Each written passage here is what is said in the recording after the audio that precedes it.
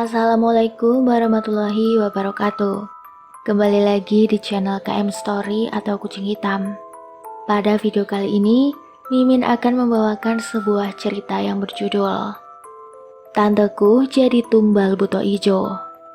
Nah, seperti biasa, sebelum masuk ke ceritanya, Mimin mohon dukungan dari kalian untuk mensupport channel ini dengan cara like, komen, subscribe, dan juga di-share ke teman maupun saudara kalian.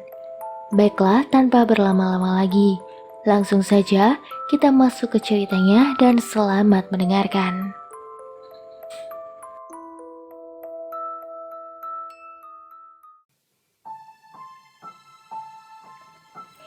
Panggil saja aku Yanti. Pagi itu seperti biasa, tanteku datang ke rumahku untuk sekedar main dan mengobrol bersama mamaku. Biasalah, itu udah setiap hari mereka lakukan untuk melepaskan penat setelah mereka menjalankan tugas sebagai ibu rumah tangga. "Kak, di mana Yanti?" kata tanteku. "Lagi main tuh sama temennya.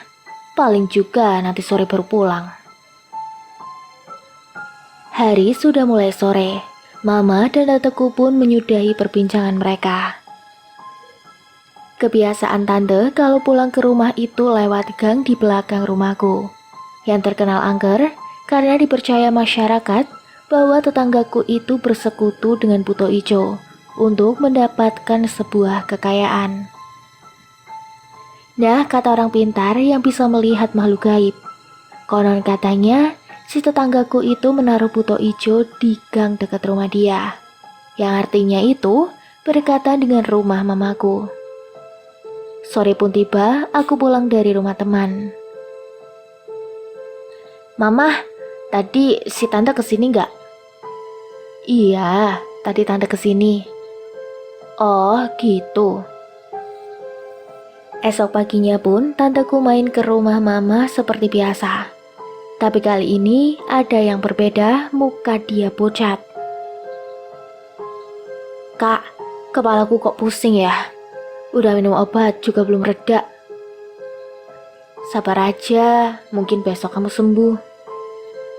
"Oh iya kak, tadi saya pinjem uang sama tetangga kakak, ya namanya Mbak Wiwi." "Loh, kamu pinjem uang sama Mbak Wiwi itu buat apa?" "Ya, aku tadi lagi gak ada uang kak, jadi aku pinjem deh ke dia." "Tapi, uang itu udah dikembalikan?" tanya mama. "Udah kok." "Oh, baguslah. Soalnya yang kakak denger sih, si Wiwi itu memuja Buto Ijo untuk mendapatkan kekayaan." "Iya kak, saya juga tahu. Tapi mau gimana lagi, orang saya membutuhkan uang waktu itu." "Ya sudahlah, yang penting kamu sudah mengembalikan uang si Wiwi," kata mama. "Iya kak, tapi anehnya pas saya pinjem uang si Wiwi, saya tiap malam selalu dimimpiin Buto Ijo. Dan di mimpi itu, saya diseret dan dibawa ke gua yang gelap." "Ah, mungkin itu cuma bunga tidur aja. Makanya kalau mau tidur tuh baca doa dulu dek. Jangan langsung tidur, biar gak digangguin makhluk halus." Iya juga ya kak. Yaudah, saya pamit pulang dulu ya. Udah sore soalnya." "Oke dek, hati-hati ya di jalan." Sore pun tiba, waktu menunjukkan jam 6. Sore pun tiba, waktu menunjukkan jam setengah 6. Di kampungku, kalau sudah jam 5 ke atas, menyebutnya dengan Sanjakala, di mana masyarakat percaya bahwa waktu Sanjakala banyak makhluk halus muncul. Larangan bagi masyarakat untuk keluar rumah pada jam setengah 6 sampai waktu azan maghrib berkumandang, terutama bagi wanita hamil dan anak-anak yang masih bayi. Sekitar jam setengah 6 sore itu, tanteku sudah sampai di rumahnya. Tapi tiba-tiba, tanteku merasakan kepalanya pusing sekali, seperti ada yang menduduki kepalanya. "Ah, mas, tolong, kepalaku pusing sekali. Kayak ada yang menduduki di atasnya." kata tante. Kan, kamu sudah minum obat. Bentar lagi pasti sembuh, kata suami tante. Iya sudah mas, tapi malah tambah parah. Seperti ada yang menduduki kepalaku dari atas, dan rasanya berat. Yaudah, mas telepon kakakmu dulu. Cepet mas, aku udah gak kuat lagi, kata tante. Saking tidak kuatnya menahan rasa sakit di kepalanya, tanteku membenturkan kepalanya sendiri ke dinding. Mbak, tolongin istri saya.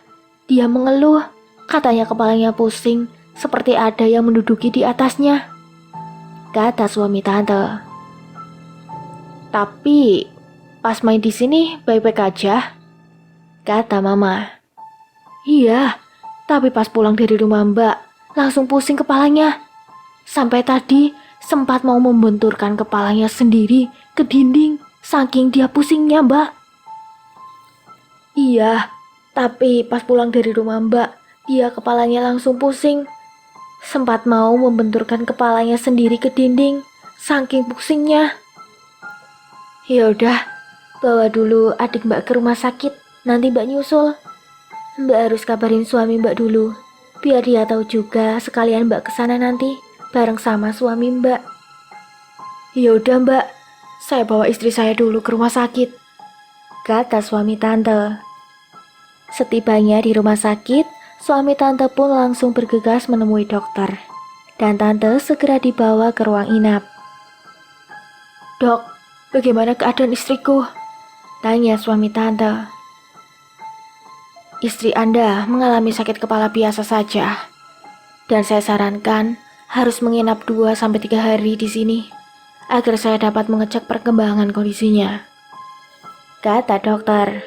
Setelah itu, mamaku dan papaku pun sampai di rumah sakit untuk menjenguk tanteku di ruang rawat inap rumah sakit. Bagaimana keadaan adik Mbak, Mas?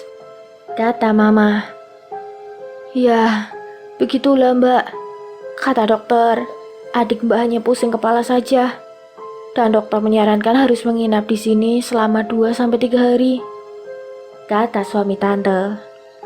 Sampai singkat cerita, waktu menunjukkan pukul 8:30 malam. Mama dan papaku pun pamit untuk segera pulang, karena ini sudah malam.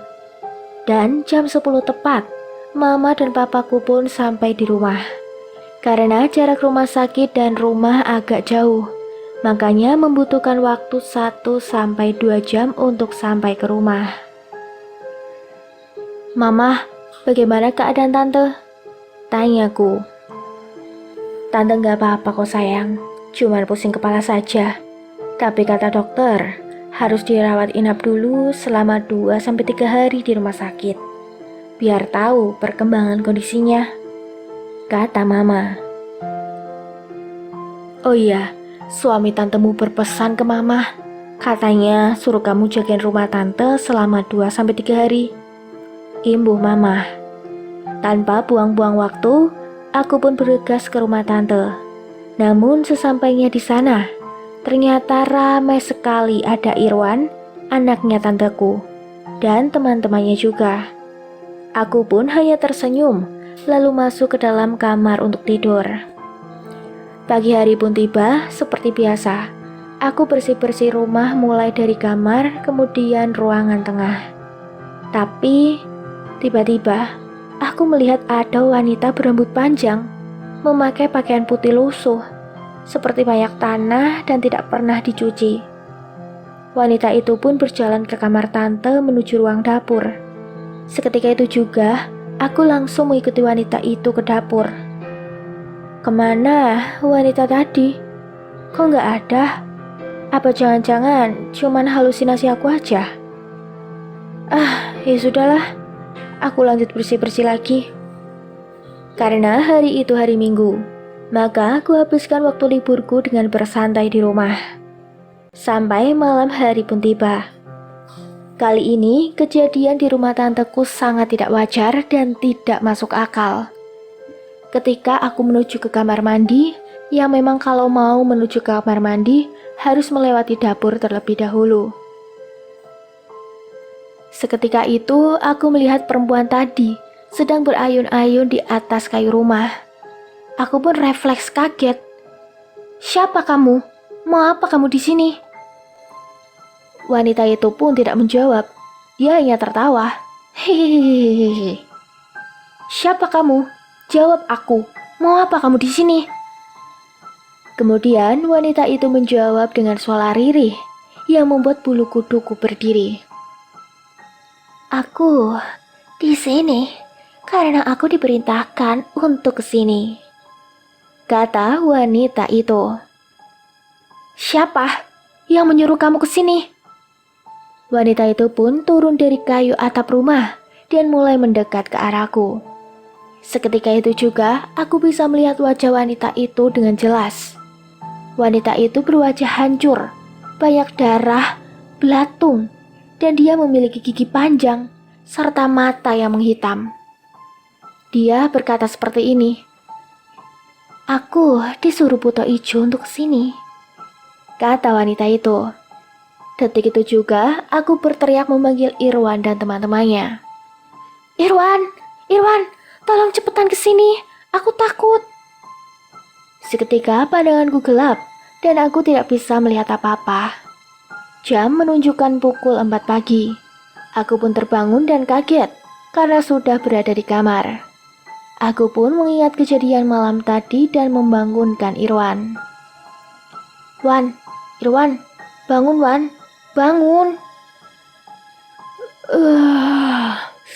Ada apa sih pagi-pagi udah ribut aja? "Wan, di rumah lu udah gak aman. Masa tadi malam pas aku mau ke kamar mandi, tiba-tiba ketemu wanita yang mukanya serem sekali. Dan dia bilang, dia ke rumahmu disuruh sama Buto Ijo. Lalu dia mendekat ke aku. Dan setelah itu aku gak inget lagi karena pandanganku seketika gelap." "Ah, cuman halusinasi kali. Mana ada di sini wanita selain kamu? Mungkin kamu takut kali, jadi berhalusinasi yang aneh-aneh," kata Irwan. Di tengah perdebatan itu, tiba-tiba HP-ku pun berbunyi. Ada telepon dari mamaku, yang katanya tante sudah diperbolehkan untuk pulang ke rumah. Sampai singkat cerita, akhirnya mama dan papa aku pun pulang ke rumah. Beberapa saat kemudian, bibi tetangga mamaku menjenguk tante. "Assalamualaikum," kata bibi. "Waalaikumsalam," jawab tante. "Gimana kondisi kamu sekarang?" "Alhamdulillah, baik. Oh iya, ini aku bawakan kamu buah-buahan biar kamu cepat sembuh." "Oh iya, terima kasih ya." "Oh iya, kamar mandi kamu di mana? Aku mau numpang pipis sebentar." Kemudian tanteku pun menunjukkan letak kamar mandi yang berada di samping dapur. Nah, setelah ditunjukkan arah kamar mandi, Wiwi pun bergegas ke kamar mandi. Tapi tujuannya bukan mau pipis, tapi mencari tempat yang tepat untuk meletakkan makhluk Buto Ijo dan kuntilanak di rumah tanteku.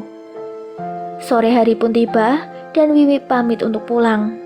Setelah Wiwi pulang, tiba-tiba kepala tanteku terasa sangat berat, lebih parah dari yang kemarin. "Mas, tolong mas, kepala adik sakit." "Kamu kenapa, Dek?" tanya suami tanteku dengan wajah yang panik. "Tolong mas, kepala adik sakit, seperti ada yang membatuknya dan menduduki di atas," kata tante. Suami dari tanteku pun bergegas ke rumah sakit. Di sisi lain, aku pun terkejut. "Ada apa, Mah? Kok suami tante telepon mama sambil menangis?" "Iya, sayang. Suami tante tadi ngabarin kalau tantemu pusingnya kamu lagi, dan kali ini lebih parah," kata mama.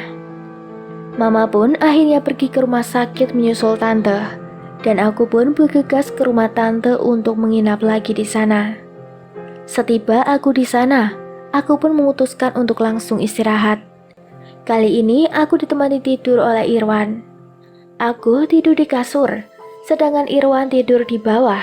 karena aku takut kejadian kemarin terulang lagi. Wan, Irwan, coba kamu kecilin volume HP kamu dulu. Emang ada apa? Kata Irwan. Kamu dengar nggak? Ada suara orang nangis merintih lirih datang dari arah dapur. Kataku. Iya, dengar. Suara siapa itu Kalau tetangga, mana mungkin bisa kedengeran sampai sini?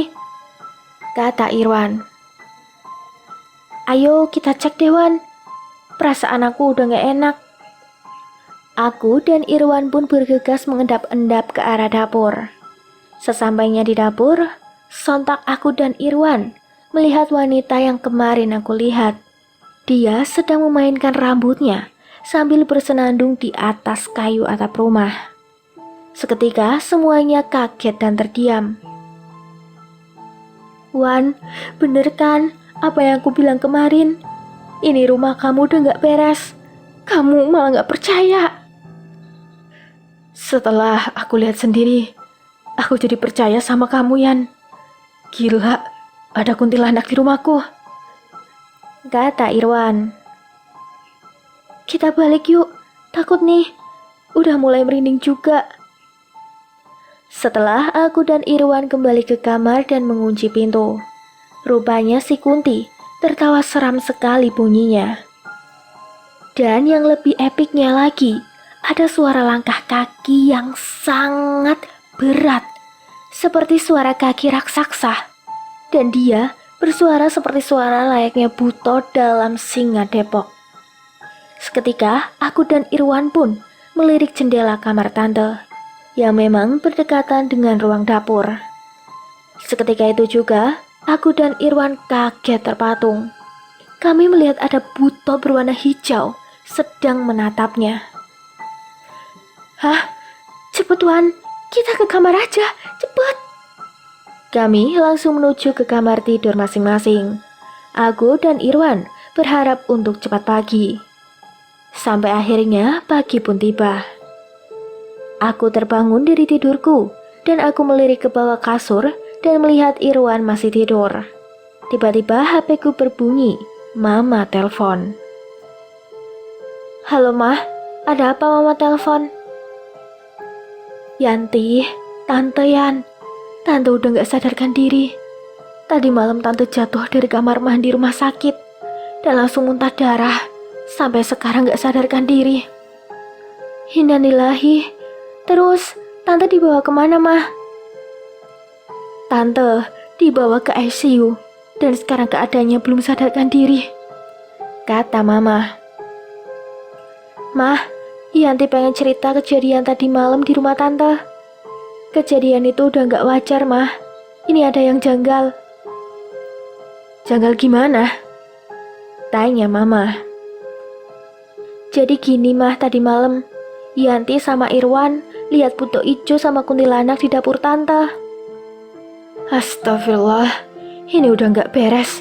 Kamu cepet suruh Irwan, nenek, dan kakek untuk mengaji di rumah Tante.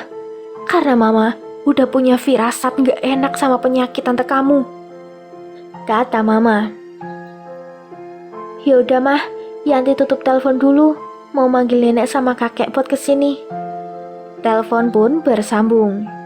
Irwan pun bertanya, kenapa aku gelisah setelah mendapatkan panggilan tadi.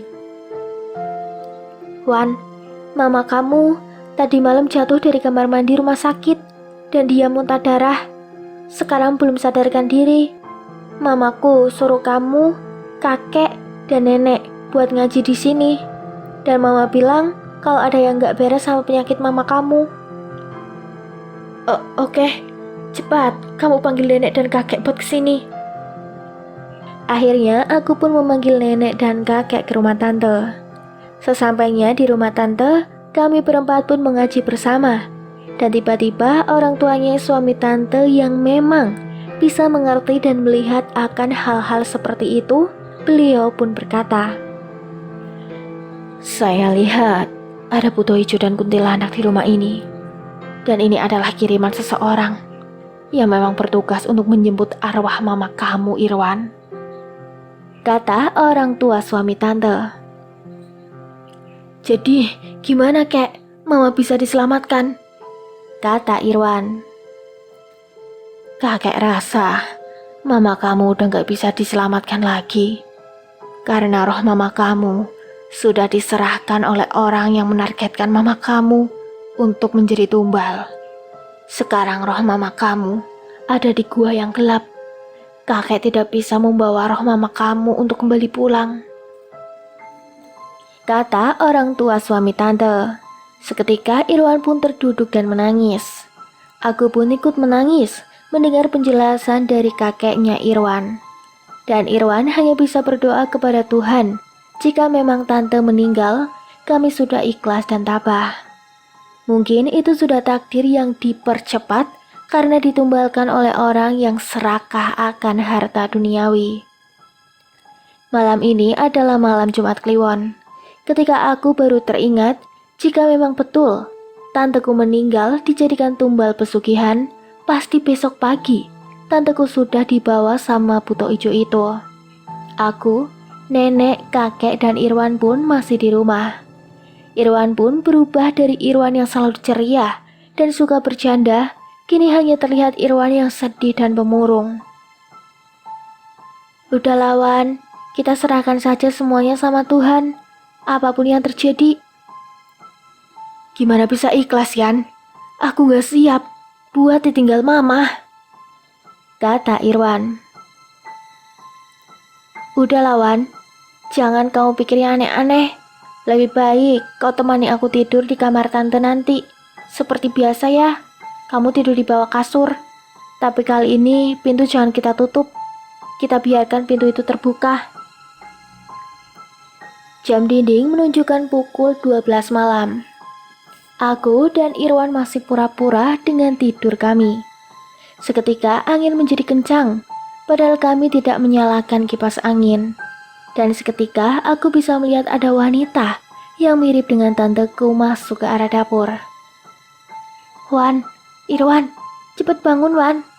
Aku lihat tadi ada wanita yang mirip sama mamamu masuk ke arah dapur.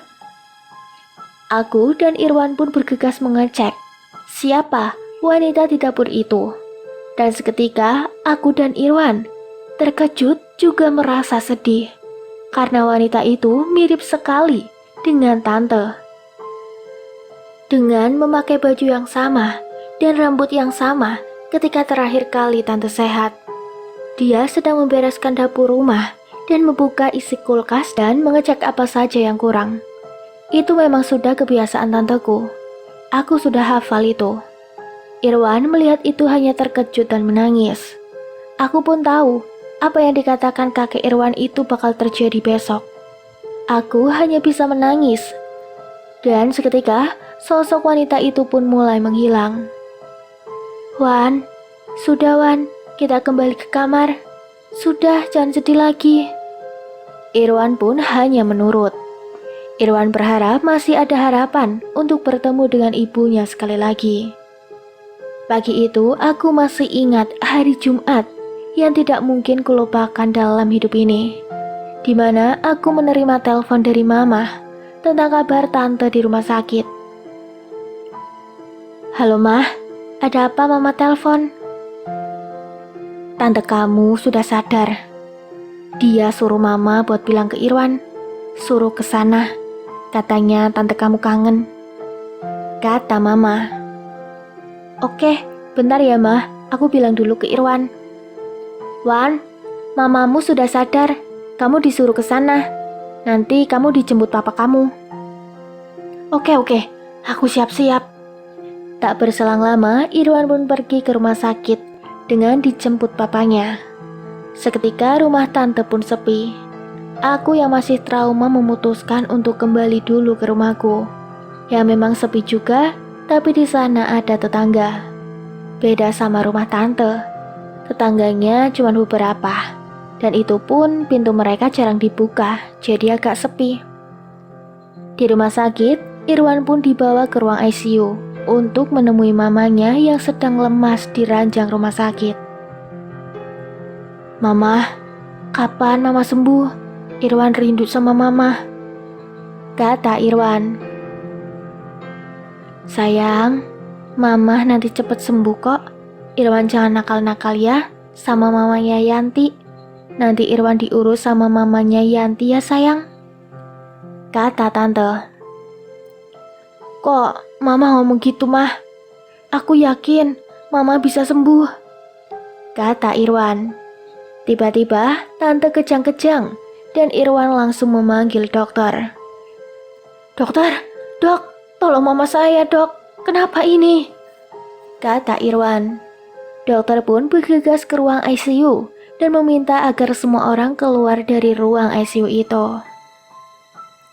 Tolong, semua keluar ya, Bapak Ibu, kata dokter.